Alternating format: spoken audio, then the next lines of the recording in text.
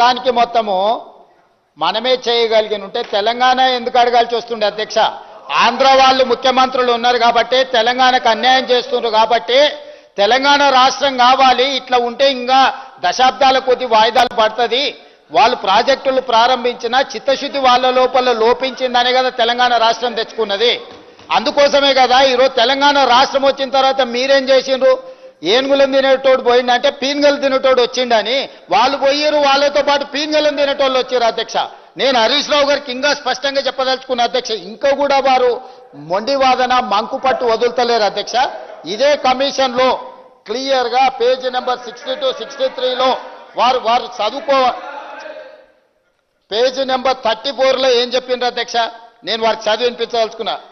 The reason that there is no availability of water at Tummidihette, the construction of barrage is shifted from Tummidihette to Medigadda does not appear to be sincere and honest. Ade line lo, it has to be held that the government of Telangana has not exercised due diligence and propriety in deciding to shift the location of barrage from Tummidihette to Medigadda. This is page number 34. Page number 62, 63 la ఎందుకనంటే వారు మరి report చదివి ఎవరు చదవారనుకుంటారో, చదివినా ఎవరిని చెప్పనీయకుండా అల్లరి చేస్తామనుకుంటున్నారో నాకు తెలియదు. పేజీ నెంబర్ 64లో క్లియర్గా 63, 63లో అధ్యక్ష, it is abundantly clear that the government has not considered the report of experts committee consisted under GORT number 28 dated 21/1/2015. అంటే వీళ్ళు నియమించిన రిటైర్డ్ ఇంజనీర్స్ కమిటీ ఇచ్చిన రిపోర్ట్ను వీళ్ళు ఎక్కడ కూడా పట్టించుకోలేదని చెప్పడమే కాకుండా, thus by suppressing this report they facilitated to construct barrage at Medigadda and they indulged in this malicious act at the cost of huge public money and putting the economy of the state at stake.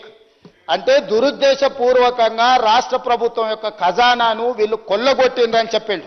అదే కాకుండా ఏమన్నాడు అధ్యక్ష? the omission to consider the report of the experts committee cannot be inadvertent of or accidental also for the reason of the PowerPoint presentation made by the then Chief Minister on 31/3/2016 to the Assembly on the irrigation project of the state. వీరి గురించి 65వ పేజీలో ఒక మాట చెప్పిండు అధ్యక్ష, చాలా మంచి మాట చెప్పిండు. తెలంగాణలో సామెత ఉంది, సౌ బక్నాయక్ లిఖనా అని. ఏం చెప్పిండు అధ్యక్ష? Shri T. Harish Rao has not denied in his evidence the submission of the report by expert committee on 7/4/2015 to the government.